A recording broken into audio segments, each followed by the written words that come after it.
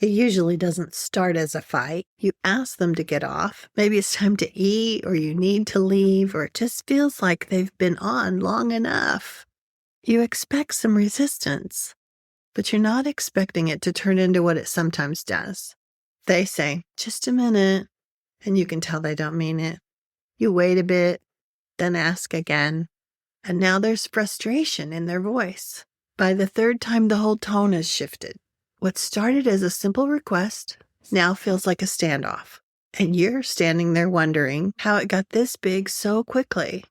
These moments tend to repeat in ways that feel familiar.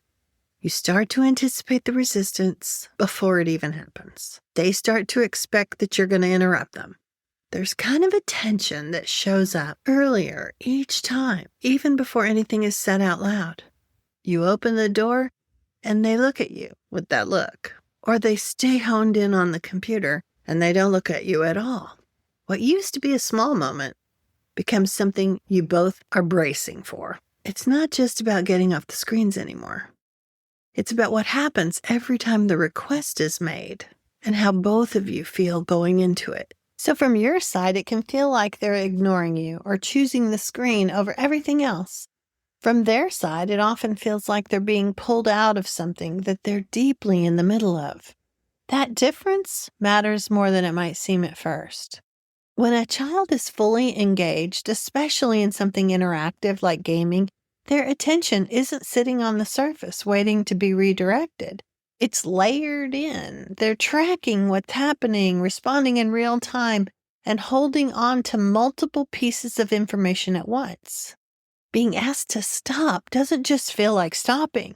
It can feel like being dropped out of something they haven't finished yet.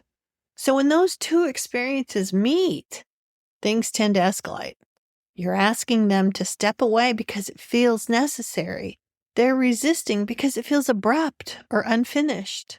Neither side is wrong, but neither side feels understood either. That's where the frustration builds. The more it happens, the faster it happens. The reaction shortens, the tone shifts sooner. What used to take 3 minutes now takes 1. And over time, it starts to feel like you're always interrupting something important and they're always pushing back. This is usually the part that sticks. It's not just that they didn't get off when you asked. It's the way they responded, the tone, the frustration, the feeling that you're suddenly on opposite sides of something that shouldn't feel like a battle.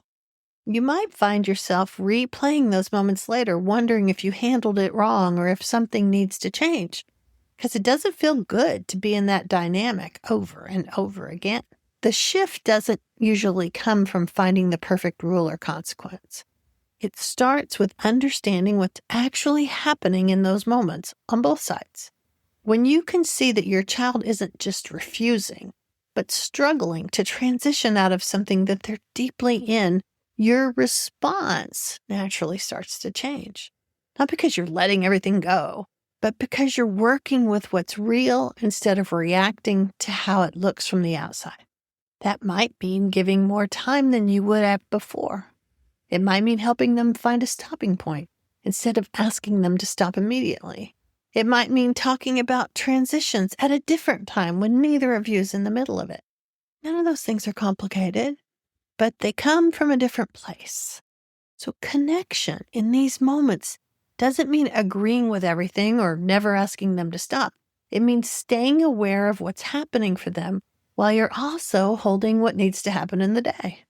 That can look like sitting next to them for a minute and asking what's going on instead of calling out from the other room.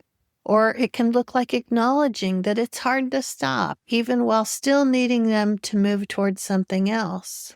It can mean giving them room to feel frustrated because they don't have a fully developed frontal lobe. Of course, they react in less than stellar ways. But these small shifts change how the interaction feels. They don't remove all the resistance, but they lower the intensity. Even with that understanding, though, there are still going to be moments where it doesn't go smoothly.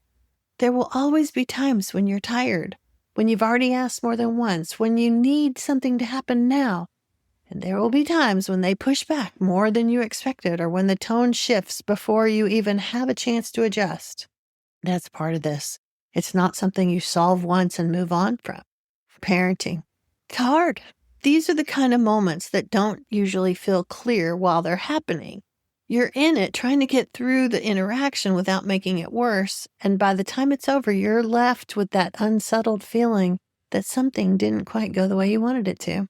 Maybe it's later that day or even the next morning when you start replaying it in your head, what you said, how they reacted, whether there was a different way to handle that moment that you just couldn't see at the time. That usually is where the questions come back. Not big abstract ones, just small specific ones about that exact moment. And that's also why we have the Creating Confidence community, because these situations don't happen in theory. They happen in real time, real families, every day. And they're hard to sort through on your own after the fact. So inside the community, those conversations are happening. Parents bring in moments just like this, something that happened that day or the day before, and we slow it down together.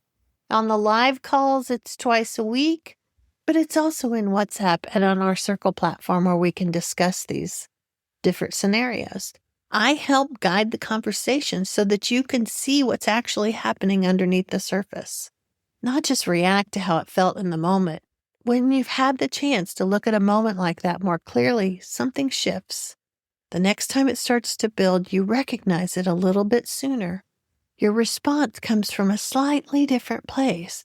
Not perfect, not completely different, but enough to change how it unfolds. It stops feeling like a battle. There's a point when you realize it didn't turn into the usual back and forth. You still asked, they still hesitated. It wasn't perfectly smooth, but it didn't build in the same way it used to. And you're not left with that same heavy feeling afterward. It's a small difference at first, easy to miss if you're only looking for a big change, but it shows up in how the moment passes through instead of sticking, and in how you both move on from it without carrying it into the rest of the day. That's usually when it starts to feel a little less like something you have to manage and a little more like something that's shifting on its own. I have other podcasts that talk about technology and more over at the blog. Some of them are even in video format over at YouTube, but I'll leave links for all of those. If screens, electronics, technology, if these are causing problems, interfering in your connection with your kids, or making you worry about whether your family's unschooling path is unfolding the way you want it to. We talk about it a lot in the membership community. Even the Creating Confidence app was about technology, and you can still tap into that. So I got you covered. Lots of options. If you're worrying about this, you don't have to worry by yourself. Let us help you unpack some of it so that you can get onto some steadier ground. All right. Happy unschooling.